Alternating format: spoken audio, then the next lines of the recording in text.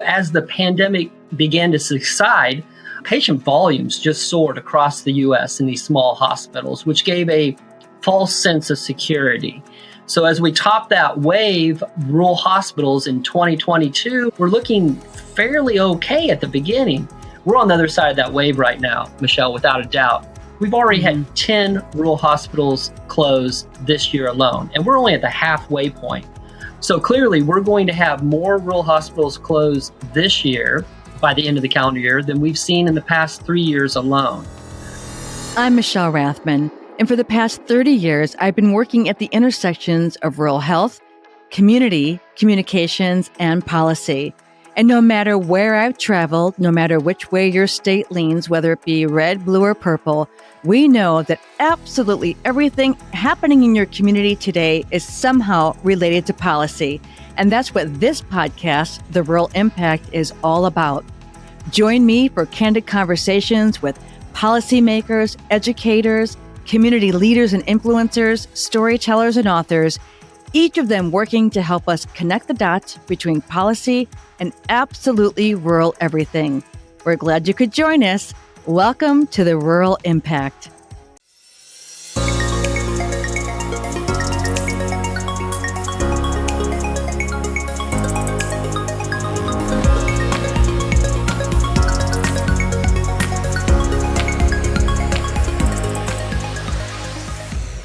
Welcome to the Rural Impact. And as you heard in the opening, I'm Michelle Rathman, and it is really incredible. And I mean that to be back here with you today, just about a year after ending my 3 years as host of another rural focused podcast. We are back and we're doing it with our own show, and one that we hope to help connect you to the dots between policy and rural everything. Now, for those of you who are not familiar with my background, I've been working in the rural health space for nearly 3 decades. Hard to believe, but I have. And as every year passes, I am more aware and informed about just how policy impacts every aspect of rural life, whether it's education, healthcare, economic growth, climate, equity, housing, transportation, you name it. There's a policy behind it that's working. And for far too many people, in my opinion, what's not working. So we want to talk about all that, what's happening in rural America. And today I am beyond elated to kick off our first series that we're calling Rural Health on Life Support. And we know that it is. And you should know that each series we will be having 3 episodes to make sure we cover as much territory as possible, because there are a lot of issues out there that we need to cover. And joining me today for this inaugural episode is without a doubt the most informed person on the subject of rural health you'll ever have the pleasure of meeting, Mr. Alan Morgan. Now, you should know that Alan is recognized among the 100 most influential people in healthcare by Modern Healthcare magazine. He is the CEO of the National Rural Health Association, an organization I'm so proud to be a member of for, I think, about 13 years. Welcome, Alan. We are thrilled to have you here on the Rural Impact. Thanks for joining us. Michelle, I'm so glad to be here. Thank you so much for the opportunity. And wow, I'm just so excited that you're up and running with your new programming. And I can't thank you enough for your leadership that you provide within the National Rural Health Association. Thanks, Alan. As I said, we have a lot to talk about, and I cannot escape the fact that we've just come off of the House passing. Hopefully, we'll move on to the Senate, the debt ceiling issue, that little thing that we know that's been on all of our radar screens. But before we dive into that, Alan, I think it's so important for our listeners to really understand the state of rural healthcare today. And that's a mouthful. But if you could just kind of go down your tick sheet of all the things that we need to be really aware and informed about where the whole landscape of rural health is concerned. Yeah, that's a good place to start. It's really a tale of 2 towns when you talk about rural. We're currently seeing declining life expectancies. You've got workforce shortages. You've got rural hospital closures. So there's a lot of challenges facing rural America, but these challenges are driving innovation. And so actually we're seeing some of the more innovative approaches to delivering healthcare services happening in these small towns all across the U.S. So it's challenging when you're talking about it in the face of such adversity, the success that we're seeing in rural healthcare today. So that's a great starting point to all of our discussions to follow. Thank you, because we've been watching, and I appreciate what you said about just all the things that we're watching. We have been watching hospital closures, and I think we would be remiss if we didn't talk about the fact that pandemic support has ended. And as a result, we know many rural hospitals were already on the brink of disaster, if you will, for so many communities. But share with us how the pandemic has affected rural hospitals and health systems, because when I tell people how dire it is and they're not dialed in, they just don't understand the depths of the challenges that they're facing. So talk a little bit about how the pandemic has negatively impacted. And if you think there's something positive about it, I want to hear that too. Wow. Yeah, no, the pandemic for rural health was a national event wave. And I talk about that, and you mentioned it, as rural healthcare is a small boat on the front end of this wave. More than half were operating in the red. So it was a real difficult situation as the pandemic hit us. And we were terrified about what that meant to these rural facilities. Two things happened. The federal government stepped in with significant support for these rural facilities, number one. And number two, as the pandemic began to subside, patient volumes just soared across the US in these small hospitals, which gave a false sense of security. So as we top that wave, rural hospitals in 2022 were looking fairly okay at the beginning. We're on the other side of that wave right now, Michelle, without a doubt. We've already had 10 rural hospitals close this year alone, and we're only at the halfway point. So clearly, we're going to have more rural hospitals close this year by the end of the calendar year than we've seen in the past 3 years alone. That's 151 rural hospitals closing since 2010, and almost 200 that have closed over the last 15 years. So it is a scary and dire situation where we find rural health and rural health access at this point.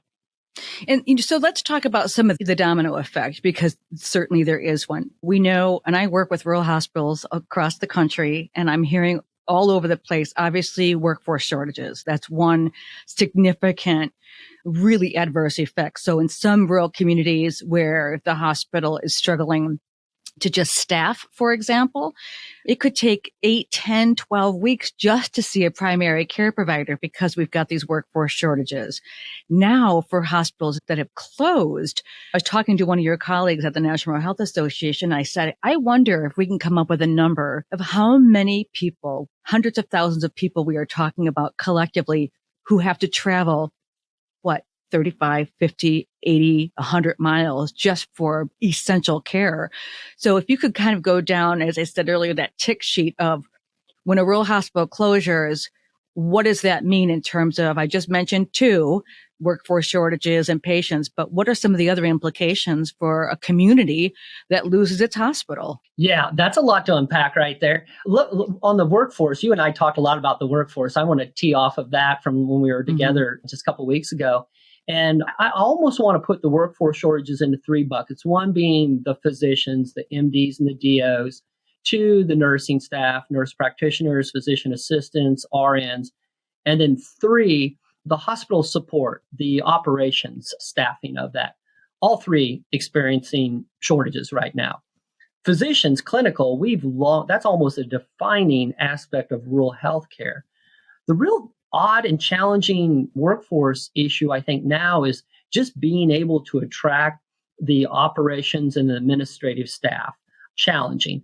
That nursing component of it, nationwide, they're able to get the bodies, but the salary levels have really exploded, which is great, except that it's not budgeted in. And both federal and state programs have not caught up into account for the increasing salary costs on that, which is just, to your direct question, further hampering healthcare operations. When it comes to a hospital, with the exception of maybe 12, 15 rural counties, healthcare is the largest employer in these communities.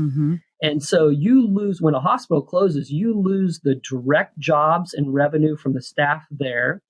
You also lose those other businesses in the community, whether it be food service or even floral or the other issues that rely on that hospital. And that's before you get to the economic consequences of losing in migration, people not coming to a town because they know they don't have access to 24/7 emergency room services. And so you really can't understate the adverse impact from an economic standpoint that rural hospitals closures have. Yeah, and I think part of this podcast, what I really had hoped to do is to help really connect the dots to policy, because the things that you're talking about didn't just happen because of a pandemic. I mean, rural hospitals, let's be honest, were quite vulnerable, many of them prior to the pandemic. And we have been sounding the alarms about the workforce challenges that we face. And I know that's something that your organization is really focused on is the payer piece. So maybe we'll break that a little bit out into its own little bucket here, is because it's not just because people are saying, I'm fed up with practicing medicine. Just in terms of an affordability standpoint, you said it, paying the rates that we have to pay for traveling nurses, for example, locums, for example, to fill in all those gaps that we have.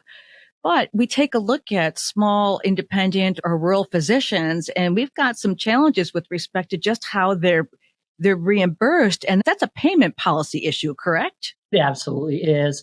Yeah, gosh, Michelle, rural health, it's unfortunate that rural healthcare really is almost the study of unintended consequences and misperceptions about what rural America is.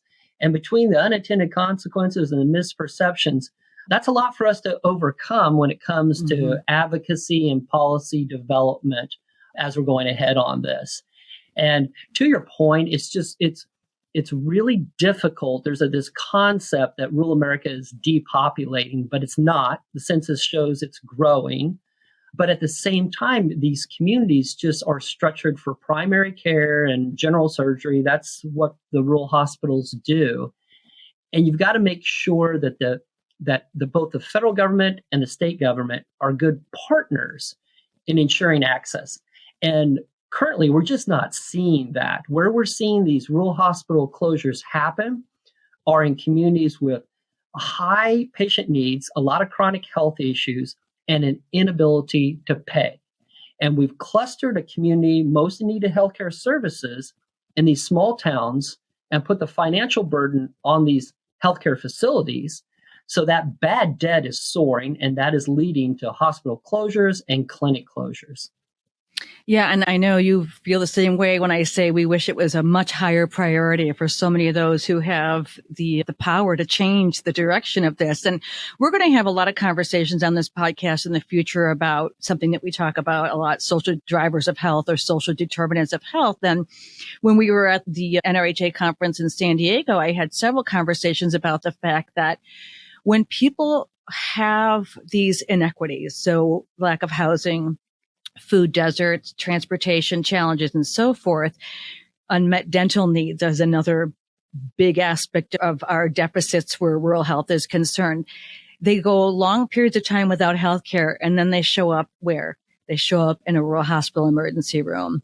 And I think what you're saying here is that, there are so many circumstances that rural hospitals and administrators can't control, and yet they're coming to their doors. And if you will, the weight of that world is on their shoulders. It's a huge issue, right, Michelle?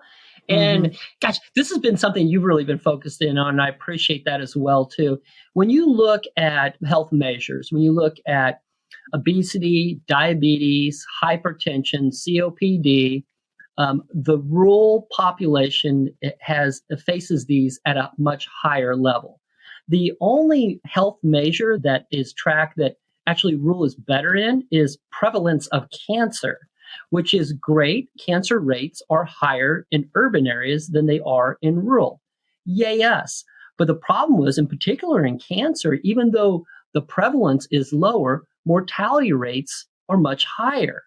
And that gets right to your point when for patients and community members that have cancer in small towns, the lack of transportation, the lack of access to care, the delaying of care, the delaying of screening procedures, these all come together to make it a much more dangerous place for rural communities. Yeah, So it's a really tough recipe, isn't it? Yeah, it really is. And you're seeing this all come to play. And it points to the fact that rural is a unique healthcare delivery environment. Mm.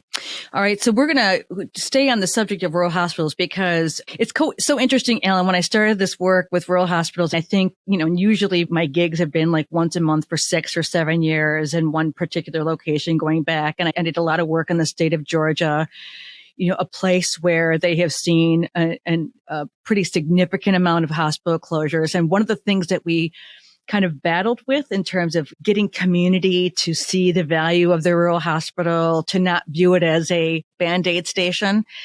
Well, full circle, here we are. We have what is called a rural emergency hospital. And I would like for you to explain to our listeners what it is and how it came to be.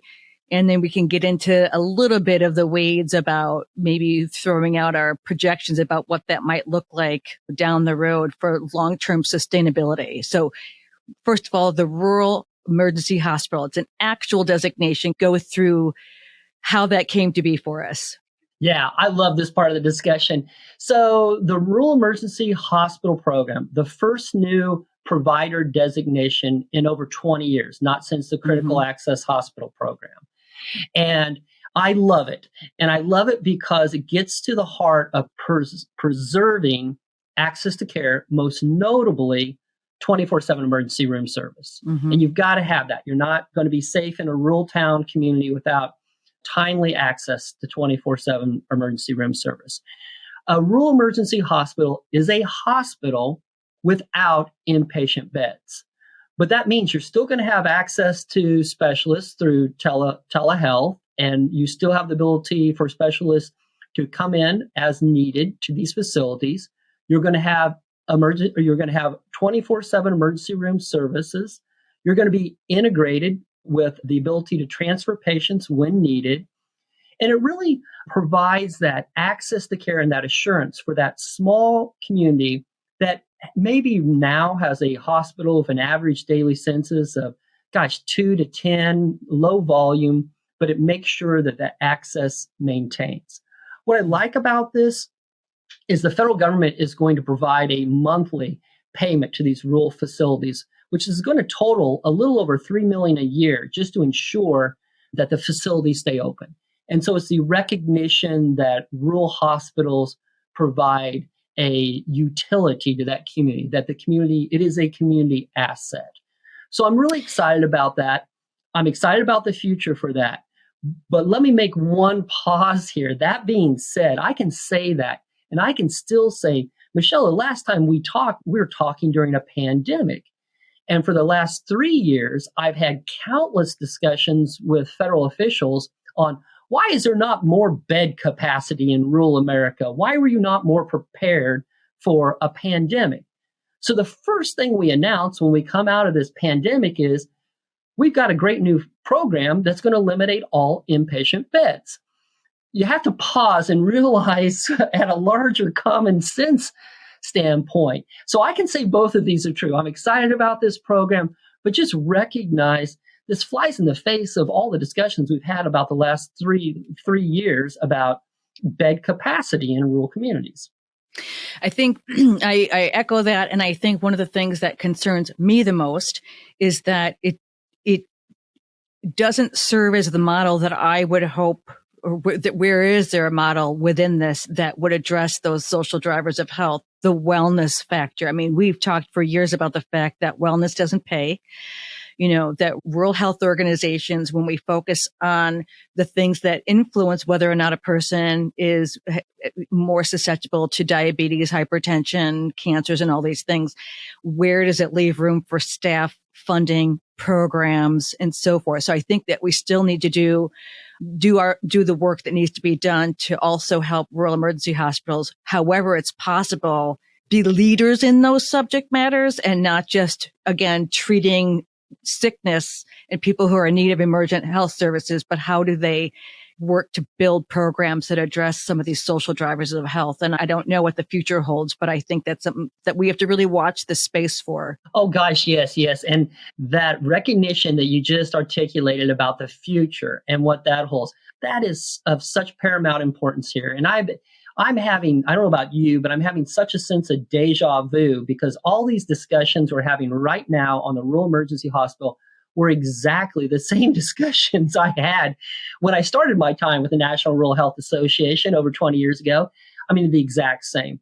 And so I can see based on history where we're going. And I think when communities look and they'll say, no, I don't think this rural emergency hospital is for me. That may be true, but I believe that what we saw with the critical access hospital program will come to fruition with this rural emergency hospital program too. And you talked earlier about policy. We're already talking with congressional leaders on Capitol Hill about enhancements and expansions to this rural emergency hospital program. What I want to see, and I know you do too, is I love this concept where the government recognizes we need to maintain this access and providing payments to ensure access and ensure the doors open. Now, I'd like to see as we move forward, this rural emergency hospital program be expanded, the inclusion of swing beds into it, the inclusion of the 340B pharmacy program. And so we're going to take the best of what we currently have, and we're going to work with policymakers to try to expand this so it's a better fit for more rural communities. Yes, we are going to talk about advocacy in just a moment, because one of the things that I am so frustrated about, and at the same time really grateful to the organization for, is that you guys are leading the way to write policy, to push policy, to advocate for policy. And the thing that I see year after year is that we just have to keep going back and going back and going back and putting our hands out and begging to not be left out, which we're going to talk about in a few moments. But let's stay on something a little bit closer to the emergency hospital, and that's the struggling rural EMS.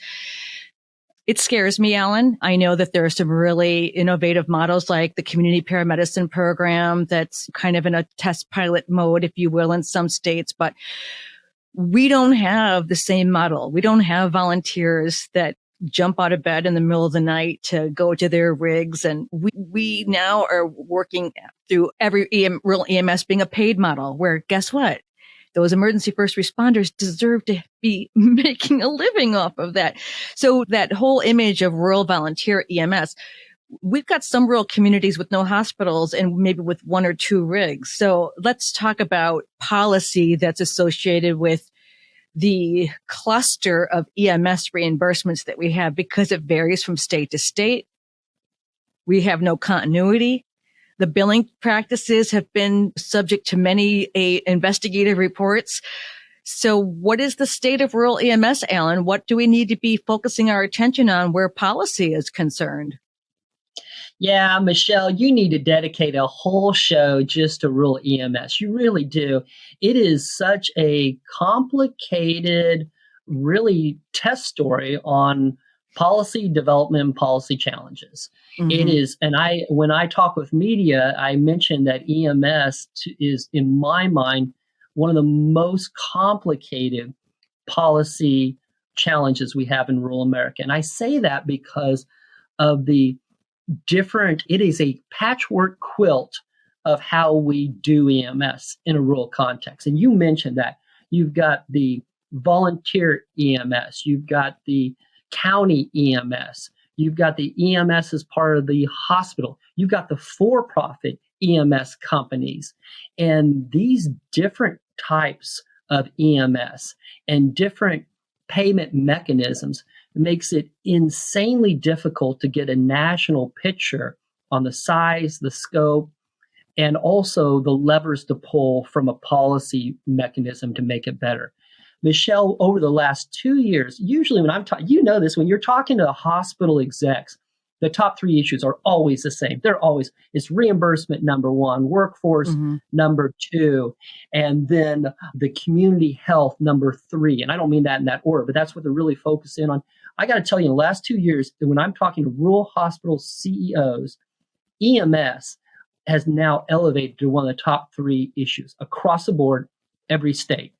And the challenge is, how do you fund properly these healthcare professionals that are on episodic care delivery points?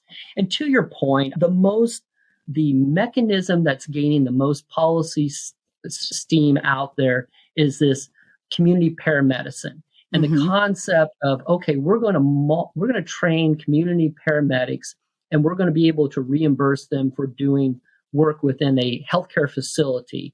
And that's going to compensate for their downtime, for the incredible cost associated with education and professional continuing education as well too, and just that on-call aspect of it. Making sure that all states view emergency EMS as a essential service, that's important as well. So many times, again and again, I've seen rural communities recognize, step to the plate, recognize, and then financially support the EMS within their county. And that's another good one. The easy answer is always seeing it too. Federal. Yeah, go right ahead. Yeah, I'm seeing it too. And when we take the next subject I want to touch on with you is the fact that, again, now not only do we have challenges with closing hospitals, let's do the connect the dots, okay? Closing hospitals, vulnerable EMS, and now we've got OB deserts littering this country. I read a report, and I actually just talked to the gentleman at your conference in San Diego. There is a swath of Texas that, it's like the counties, 3 or 4 counties the size of Connecticut without a single OB provider. And our very next episode, we are really focusing on maternal outcomes and OB deserts. But I think in the context of community paramedicine, there's been some chatter about, hey, let's train them to deliver babies in transit. Ridiculous. Is this where we are? So let's talk about the growing rural maternal mortality and OB desert crisis, Alan. I think any of us would be kidding ourselves if we didn't put to the context of what's happening today, where we've got restrictive women's reproductive care being restricted all over the country. I don't want to get into that per se, but I do think, again, we're grown-ups here. We would be remiss if we did not connect the dots between rural OB deserts and the demands that we currently have that we can't meet. And the fact that we are this developed country with some of the worst numbers in terms of infant and maternal mortality, that the death rate is astonishingly high. What can be done from a policy standpoint to not just address this one small community at a time? We have got to look at this as a country and I think wake up and say, something's got to be done. Policy is an answer. Yep, totally agreed. I mentioned to it, when oftentimes people are like, what are the top pressing issues for rural health? And it's fairly easy. The top 4 are going to be reimbursement, workforce, behavioral health, and EMS. Those are the top. Mm-hmm. What is the most important policy topic for the future of rural America? That is maternal health, because that is all about the recruitment of young families into our communities. If you don't have access to maternity health, you're not going to get in the families that are the future for the community. So I think that has to be top line issue that we're all rural advocates are focused in on at this point. And we had multiple sessions at our annual conference covering the data on this and the policy options. It all gets to the point, Michelle, and you alluded a little bit to that in your conversation, is having low volume procedures doesn't lead towards great outcomes. The result, what needs to be done is this, again, state and federal partnership in increasing trainings and staffing. We have to have a focus in on that from a policy angle. We have to understand that maternity care is, and I tie it to it, the viability and success of these rural communities as they move forward. And you have to have that. What I am concerned about is we get the data in, and I mentioned it, and you talked about it. Do we have train us on deliveries and OB care? You've got to make sure that you've got the proper trainings, the proper professionals.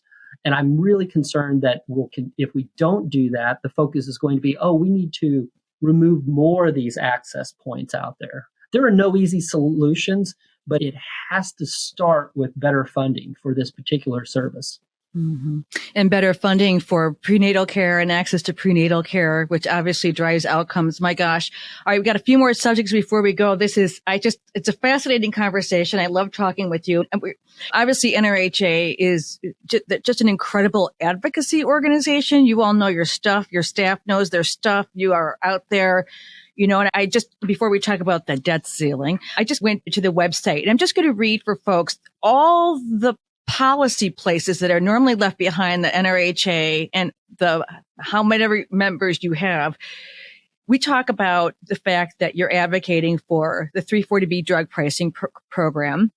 Many people do not know what that is. Alan, in a real quick nutshell, 340B deciphered, what's it mean for a rural hospital, rural community, or rural people, rural populations? Yeah, absolutely. The 340B program is a safety net program where the federal government negotiates discounted prices for pharmaceuticals to decrease the cost to help these small providers that are dealing with a high load of uncompensated care to be able to keep their doors open, serve their communities, and also pass on some of these savings onto the communities themselves to make sure they improve access. And for every rural hospital that had managed to have a positive financial line in last year, they were all participating in the 340B program. You can't understate how important this is just to keep the doors open on these facilities. Mm-hmm.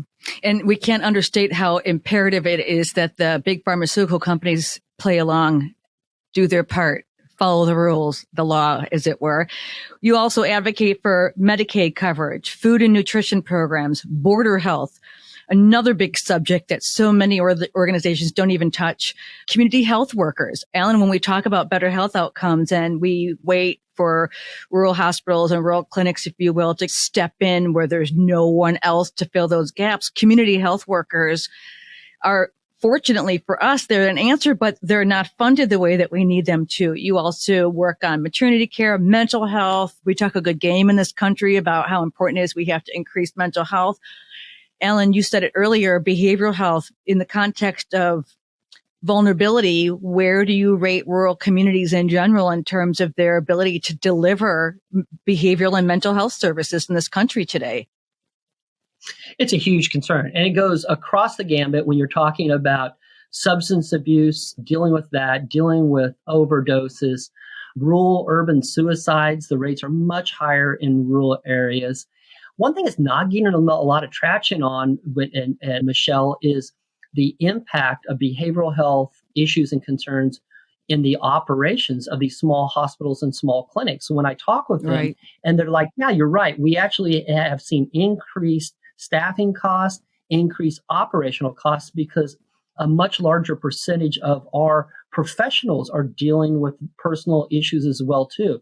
So it's a much larger impact than I think many people realize. My gosh. And you go down that path just a little bit. When you think about, we need a healthy workforce, and healthcare makes sense, right? We're also talking about childcare deserts, housing deserts for those who want to work in health professions. Again, these are things that are totally different conversations. Okay, before we go, I'm a avid member of the Grassroots Advocacy Forum, and yesterday we got the big email, debt ceiling deal reached. So, in your wisdom, can you share with us, if passed, if it moves forward as it is, what does that mean, good, bad, or indifferent for rural health? Any provisions we should be keeping our sights on? Yeah, I'm really concerned. Our team is getting into the weeds right now as we speak. As you mentioned, this is timely. Looking at what this actually means for rural communities. I can tell you, we do know right off the bat, there is a trimming of some of the programs that are currently in the works and across the board in HHS, USDA as well too, where the Congress had appropriated funds for our programs in the past, and now those dollar amounts have been reduced as a result of that. And again, I want to get to the point, especially about rural Americans. When we get together with rural Americans, they're really focused, as they should be, because they're from small communities, on working within their means. And we all agree with that. I think what we all don't agree with is the fact that when we do these reductions, we always end up facing the brunt of them in our rural communities. Where they end up cutting is too oftentimes impacting our small towns, which gets to your point. That is why we have such a huge focus of making your voice louder. What we say is our tagline on that, and making sure that in these discussions, at the end of the day, our policymakers do not forget about our small communities, even though we're smaller in number. Wow, I'll tell you what, our rural communities and our rural healthcare leaders. They're active, they vote, they take an interest in that, and they recognize the impact that any sort of reductions in federal support have on their rural communities. And then my fear is we've got reductions and then that doesn't change the need. The demand is still there. The costs are increasing and bearing the brunt doesn't even, I think that's an understatement because now when you think about it's like standing in quicksand and then having lead bricks piled up on your shoulders and hoping that you're going to stay standing, I guess is the analogy that pops to my mind. So for our listeners, if you think about this, for those of you who say, well, I don't get involved with politics, I really think it's important for us to state that this is not about the politics. It is about the policy. And it is incumbent upon all of us to be informed about that which impacts our lives directly and sometimes maybe indirectly, but the greater good for the community. So I'll just run off my tick sheet here, the things that NRHA is really hoping that people will become informed and advocate for because you can't do it alone. Rural health infrastructure. That's a big one. Urging Congress to invest in rural communities through the Farm Bill, urging Congress to invest in rural health in general, the rural health workforce, and then reduce the burden in rural health clinics. I think those are the big policy asks, the advocacy campaigns that you're asking folks to pay attention to. That is great. Thank you, Michelle. That is right on the mark. And that is exactly why you're on our policy Congress. You're just such a great voice on the national level. Thank you again. Oh my gosh. I tell people I got my thirst for politics was I led the Jesse Jackson mock convention delegation so many years ago. And I've been involved, not from a political standpoint, because I do recognize that everything that happens in our lives, I say this and you'll hear me say it often, all roads to quality of life, including ours, are paved by policy. So today is a perfect day to connect the dots and do something about it. Alan, I am so thankful for your time and expertise today. And to our listeners, I strongly encourage you to follow the National Rural Health Association. You can find them all over social media.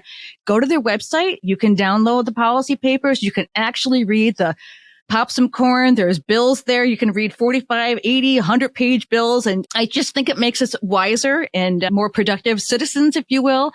And I'm really proud to be a part of an organization that's advocating on behalf of the numbers keep fluctuating. It's somewhere around 62 million people. So Alan, again, thank you so much. And you are welcome back anytime. Believe you me, I'm going to be reaching out to you anytime I need us to clear this up for people. Michelle, thank you so much. And again, I'm really excited to be with you here again. But as I said, I was more excited to actually see you in person in San Diego a couple of weeks ago and finally get to catch up. Really appreciate your voice on behalf of rural America. Thank you so much. Thank you. I'm so glad. I mean, there's some backstory here. I was so glad to be able to be back with everyone. And I'll just share with everyone. We took a year off. We were going to launch the Rural Impact a little bit earlier this year. And I've been going through my own journey. My husband has just recovered from kidney cancer surgery. So not only do I know healthcare on the outside, but I'm intimately aware of it, navigating on the inside. Very grateful to have access to the cancer care that we are fortunate to have. And I fully recognize how fortunate we are to have those kinds of resources available to us. And I personally think that everybody should have those resources available to them as well, which is why I do what I do. And before we close out, I want to send a huge shout out to the Rural Impact production team. They are mighty. And that includes Bria Corsaro. She's our associate producer. Sarah Stubbs. She's an incredible creative force behind our graphics and the production. And a very special thank you to Jonah Mancino for the amazing original music that he's produced for the Rural Impact. If you are interested in supporting our work and partnering with us, head over to theruralimpact.com and you can explore the many ways for you to do that. Thank you so much for listening. We'll talk to you on our next episode of The Rural Impact, where we're going to dive into America's rural OB desert and maternal mortality crisis. This is not light conversation, and we hope that we've enlightened you as a result. Thank you so much. We'll talk to you next time on The Rural Impact.